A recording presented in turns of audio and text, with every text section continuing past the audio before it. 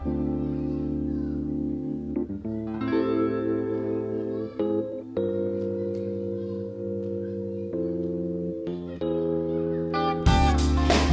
created a space where we can celebrate the unsung and the undervalued.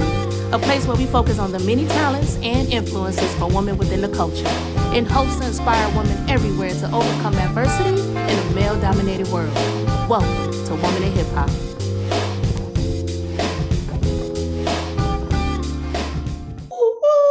What's up, everyone? It's your girl, Jazzie Belle here for Woman in Hip Hop Podcast. And on this show, we focus on the many talents and influence from women within the culture. And today is no exception. We have an amazing guest. She's one of my favorite singers, rappers, songwriters. And yes, her pen game is impeccable. So we're going to talk about all of that.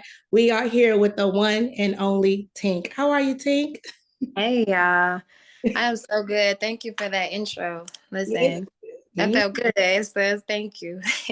Oh man, you're welcome. And it's well deserved. And I mean every word. And we know you got the album Pillow Talk is out. We're going to get into that in a minute. But what I do like about this show is, just in case some people aren't familiar, which is crazy, like where are you guys living under a rock?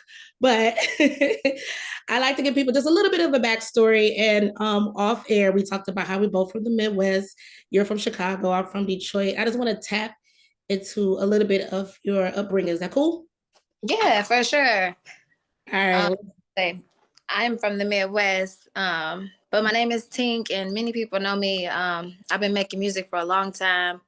I'm singing, I'm writing, I'm rapping. But yeah, I've been actually releasing albums since 2012.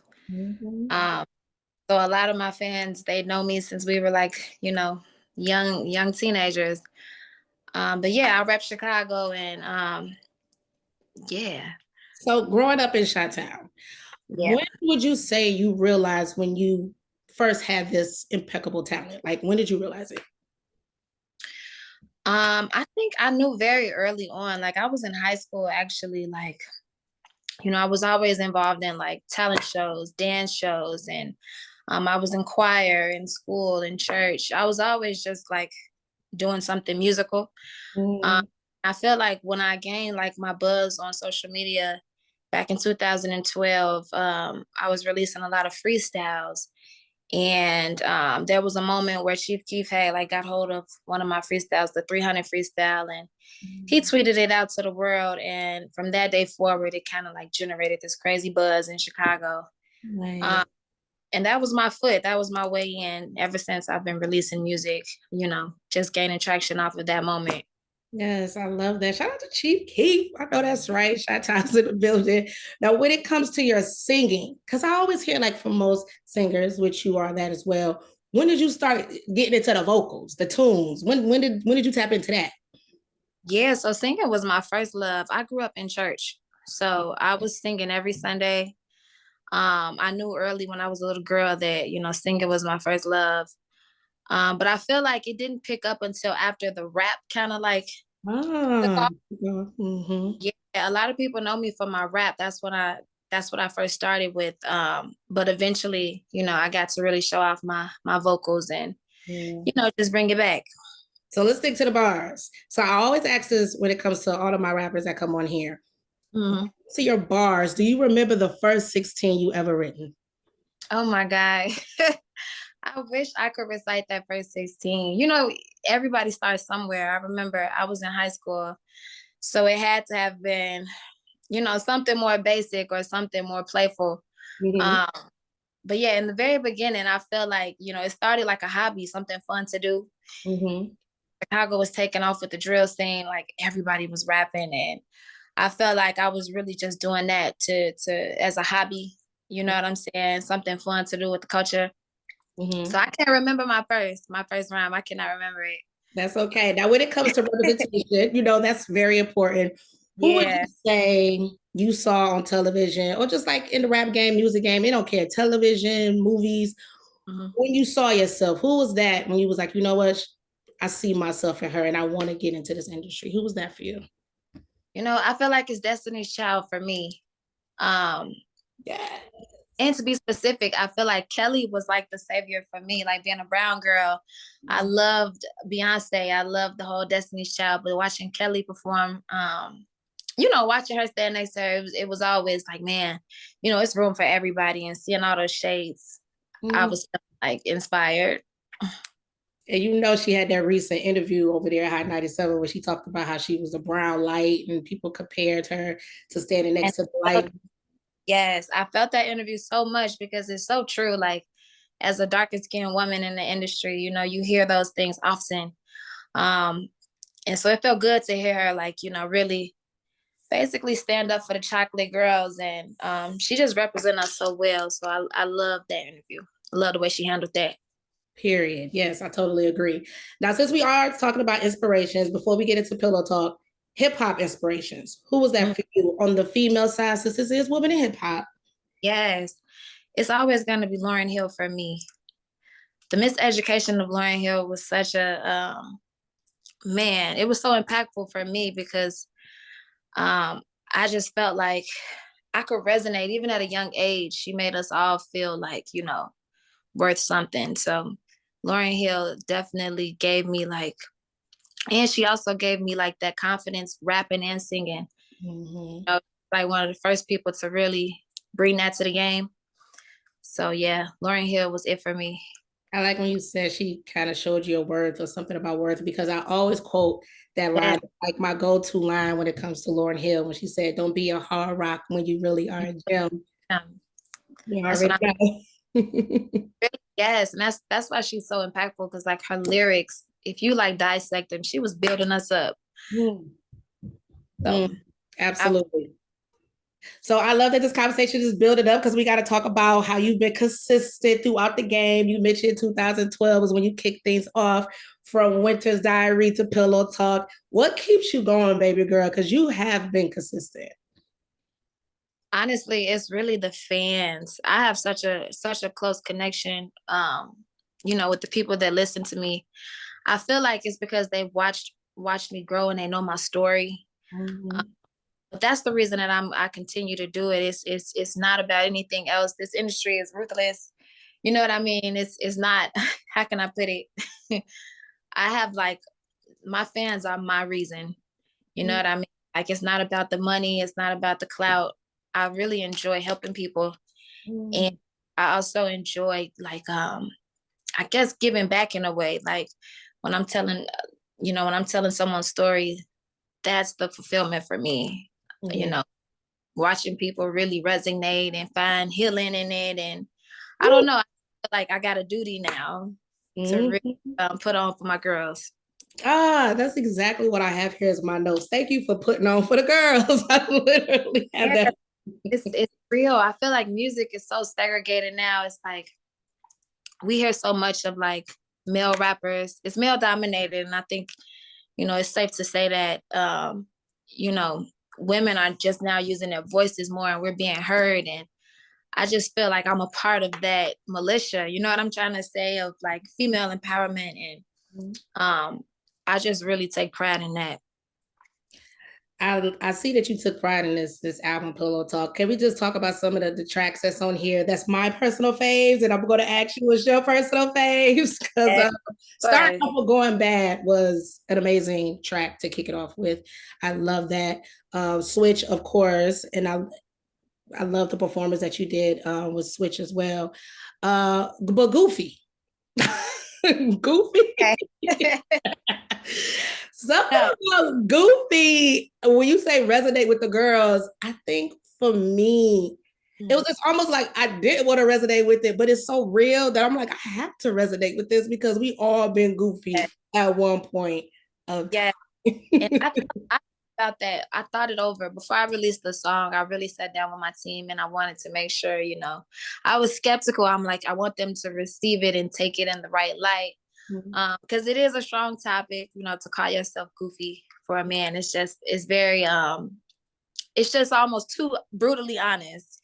But I think in hindsight, I'm glad that I did, just still put the record out, because Pillow Talk, the whole album, it's not supposed to be safe. And I didn't want to make a safe album. So, it was good to kind of just expose the truth. It's not always gonna be pretty.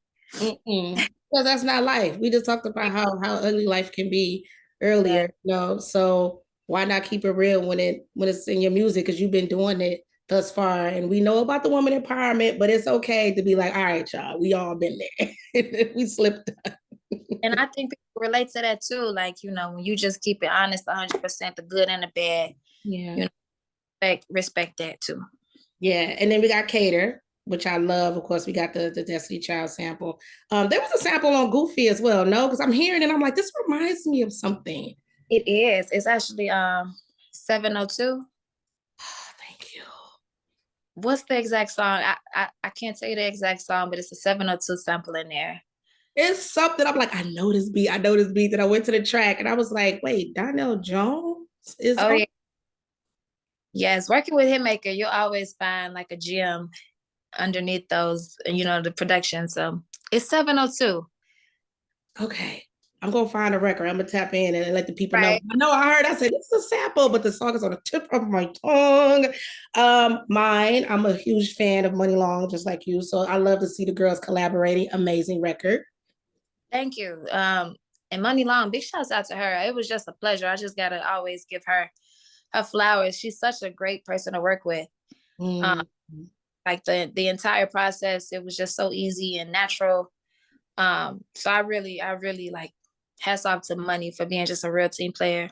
Yeah, man, you guys feed off of each other pretty well. I love that. TOOSI, the record with TOOSI is amazing. Fabolous. I'm a huge fan of Fab. I say he's such an underrated lyricist. He's top 5, arguably. I mean, it's an argument if you don't feel that way, but it's worth the conversation. I love Fab. And the last record, I Choose Me. That was it. That song, that right there, that I'm like, took me in a great place. Yeah, that's one of my favorites on the album too. It's literally just me singing over a guitar track. Like just one of my most vulnerable songs too. It's like based off a true story, and those are songs that always hit when I'm just being too honest. So I broke down my faves. Like I said, the whole album is amazing. Yes. Those are some of my faves. What would you say is Tink's favorite songs on the album? My favorite record is Ghetto Love featuring Herbo. Yeah, just because it's a Chicago collab, it off back, you know, I'm biased. But no, I think that song just resonates because it's like I'm telling my truth and I'm telling it from the lady's point of view, then having Herb come in and, you know, give a real street nigga perspective. We appreciate.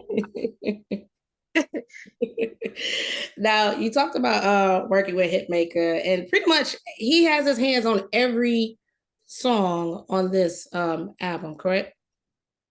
Correct. It's always a few that I kind of do in my own process, but he's definitely overseeing the whole album for sure.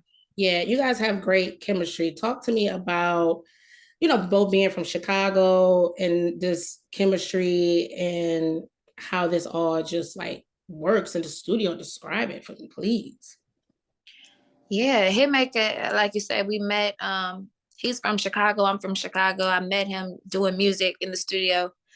And we just got so many similarities with each other. Us being from the crib, we share a lot of common interests. So making music is really fun.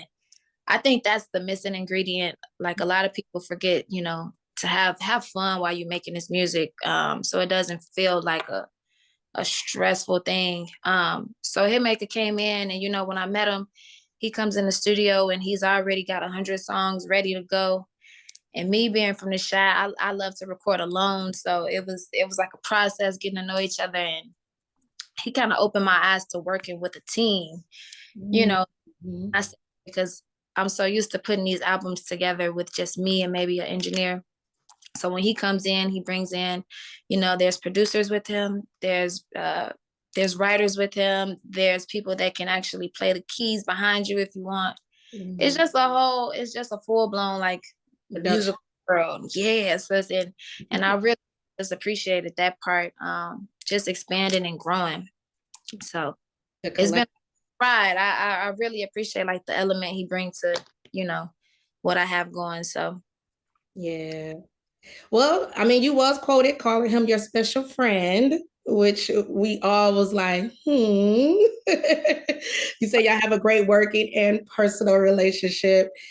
So if you could do some pillow talk, is there is there any song on the record that you would say reminds you of your special friend? If I had to put a song, wow. Pillow Talk is such a dangerous album, though. It's like, man, I'm thinking he would have to be the Ghetto Love. I was about to say, Ghetto Love is perfect. I'm only crying because it's like the song is so true to like any relationship. You're gonna have a ghetto moment or two, you know. So whatever you want to call your situation. Yeah. But Ghetto Love feels real because we both from Chicago and you know, understand each other like that. Yeah, y'all speak the same language, same love language. How about that? Now the people know that you was signed to Timbaland. And I love because I saw past interviews where it seemed like the working relationship obviously is vastly different than what you have with Hitmaker when it comes to like collaborating. Have you spoken to Timbaland? Because with the album that just came out, isn't any like congratulations, sis? I see you working. Like, has there recently been any communication? Yeah, me and Timbaland are actually in good graces. I actually invited him to the studio to hear the album.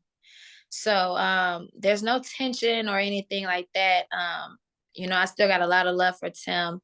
Yeah. We just had a situation that didn't work out, a business situation that didn't work. But he heard the album. He actually heard Switch before we turned it in. And when it dropped, Tim actually went online and gave me a lot of love. He, you know, he shouted him out and just sent the message out to the world, like, you know, fuck with Tink and, you know, it's time for my girl to get hers. So he showed love, you know what I'm saying? It's all love over here. I'm still grateful for the work we did and put in. So we're in a great space. I love that. I love to be such a legend. Speaking of the work that you guys did, you do own your own catalog. Yes, ma'am. That's a big deal. Absolutely. Talk to me about the importance of ownership.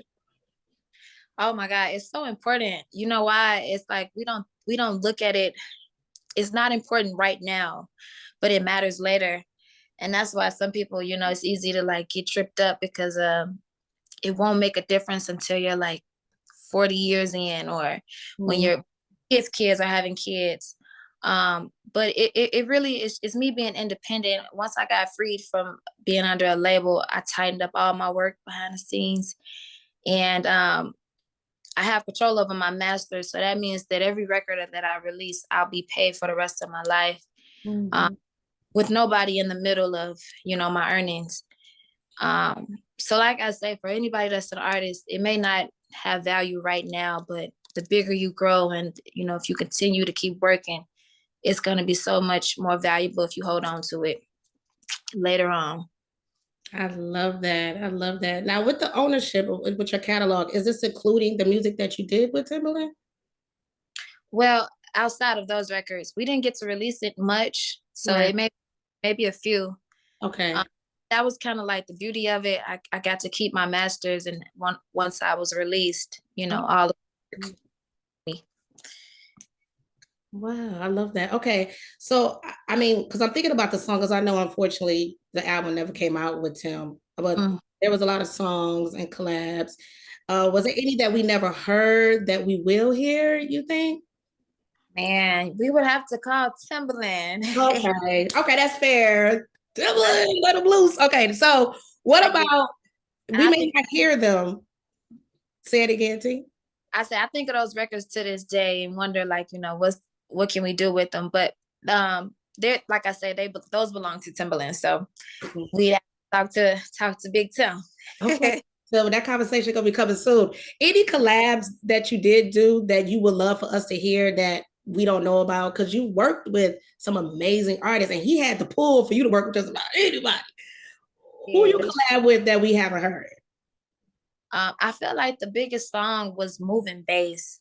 And he actually premiered it online. He premiered it actually not online, but we went to the Breakfast Club So there's like a reference track floating around. It's not the official, there's like a radio track from what they recorded, but it's moving bass and it features me, Jazzie, and Rick Ross. That might have been the heaviest song I ever, recorded. But yeah, there's a track floating. It's on YouTube. But I would love for that song to come out, just to get to work with the legendary Jay-Z.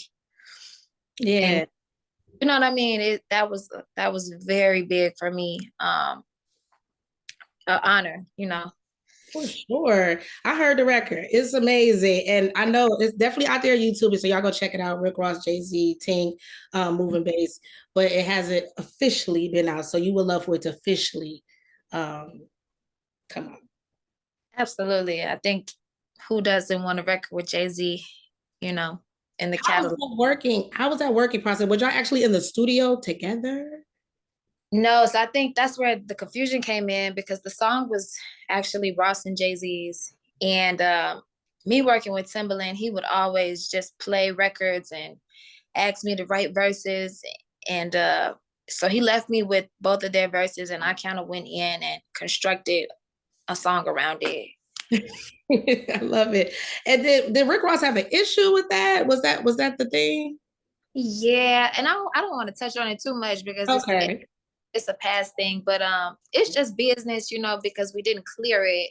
Okay. But any artist would, they would kind of want to double check and make sure things are aware of.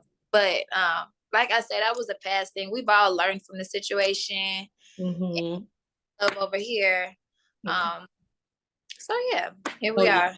It's all love over there. I love that. Now, can we just talk your 2015 freshman class? Because I feel like when I look at that cover and I see women like you and Dej Loaf, and I remember the following year, there was no one in it. And then we fast forward, here we are in 2022, and it's like this real influx of just like female rappers that are really killing it. Can you speak to that? As like, how do you feel about the current state of female rap? Man, the current state is so inspiring to me. I just feel like women as a whole, we're finding ways to really run the game, and also just seeing women collaborating more. That's like everything that is needed.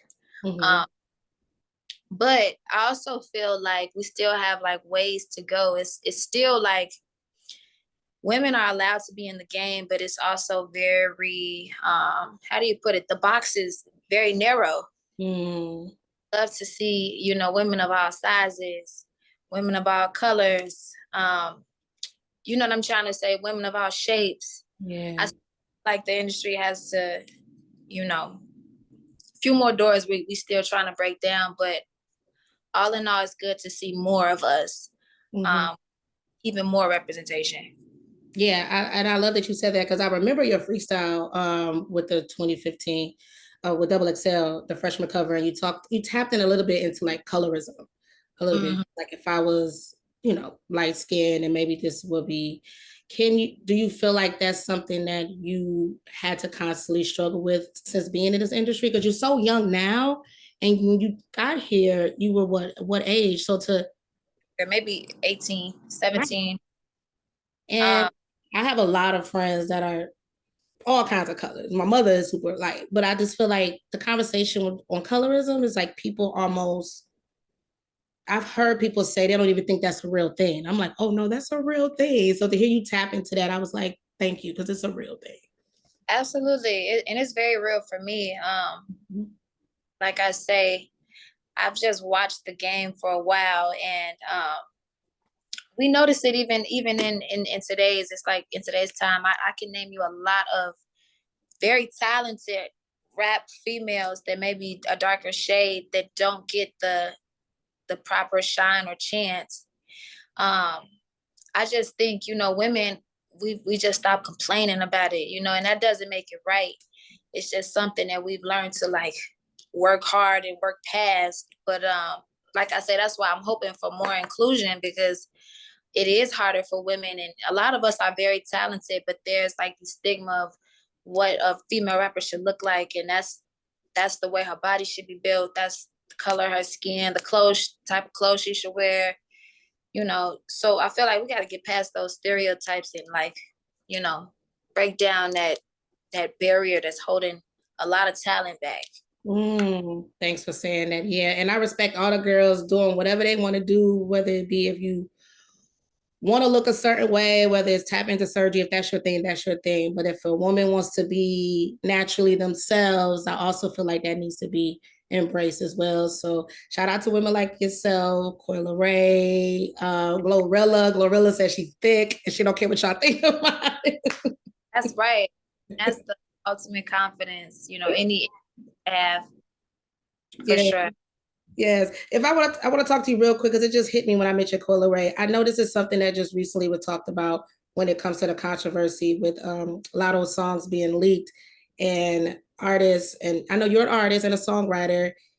And I know Coyle Ray was saying, you know, she writes her own lyrics, but like how things really go down in the studio. She was like, a lot of us is ignorant. Y'all really don't know, you know, when you hear a reference track, once I get it, I make it my own and I can like recreate it.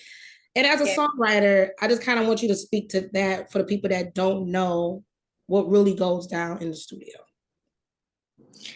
Yeah, so I mean, she's not lying about anything. It's more so, I think. So when a song is made, a lot of times people will take different pieces that they like from a writer. Mm-hmm. And sometimes that can be the hook. Sometimes that will be the verse. Sometimes it'll just be a cadence.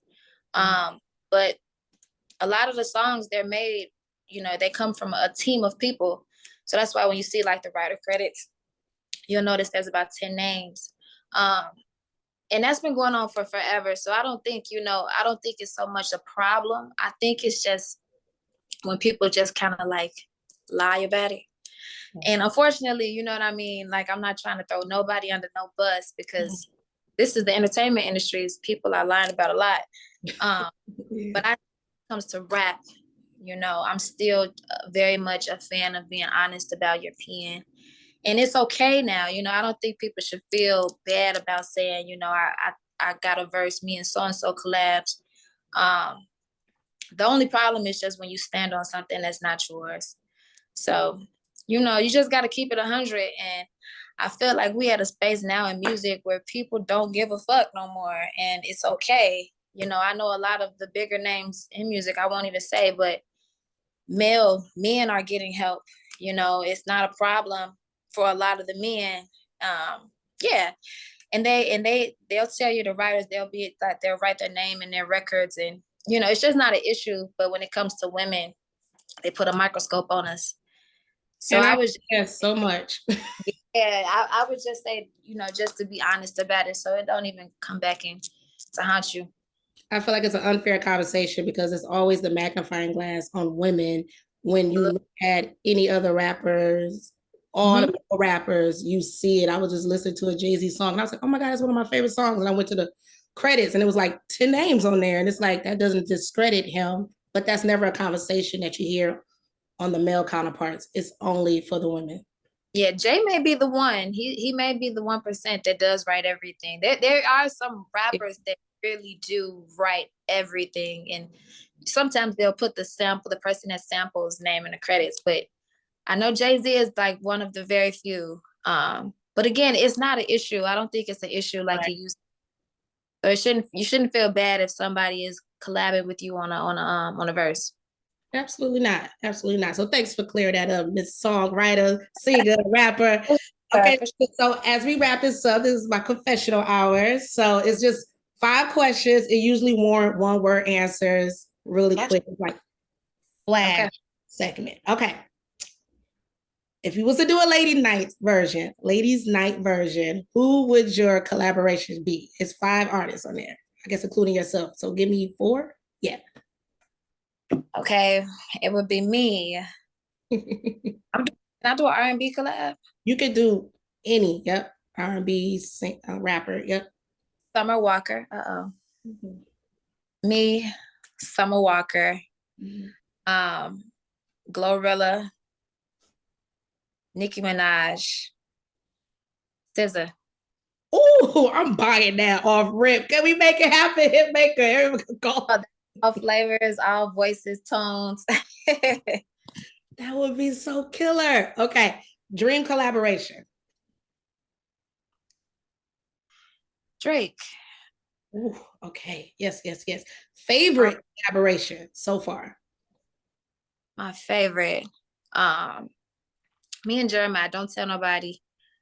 Legend. Favorite. Will always be a favorite to perform. Mhm. Don't. Legendary. Yes. Okay. Biggest pet peeve. What is it that Tink absolutely hates?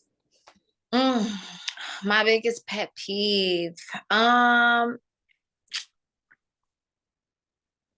gonna just say my biggest pet peeve is not being on time. I'm such a punctual person. I get anxiety if I'm like 5 minutes late. I like everything on time. My man gotta be on time. Everything gotta run like clockwork. What's your zodiac sign? A Pisces. Okay, okay. What is that a Pisces thing? I'm gonna look into that. Okay, favorite in order: singing, rapping, or songwriting? Number one, singing. 2, songwriting. 3 is rapping. Ooh, okay, wow. Okay, okay. One word to describe pillow talk. Sultry, seductive. That's 2, but can I get 2? I'll take them both. I'll take them both. Sultry and seductive. I love that. So thank you so much for this interview. This is the end of this interview. I had so much fun kicking it with you. You are amazing talent. Whatever I can do to support you moving forward, I am here. I will be screaming your name at the mountaintops. Like, make sure y'all support Tink. She is the real deal. In any room I'm in where they're talking about who got now, who had it then, who got it now, I'm definitely gonna be screaming Tink. So no, because I need you out here in this game. So thank you. and again, thank you for putting on for the girls. It's so needed and it's so respected and it's so loved. So continue doing great things. I will. I got you, Jazzie. All right. Thank you, guys. Thank you, Sage. We'll talk soon, okay? Thank you. Have a good one, guys.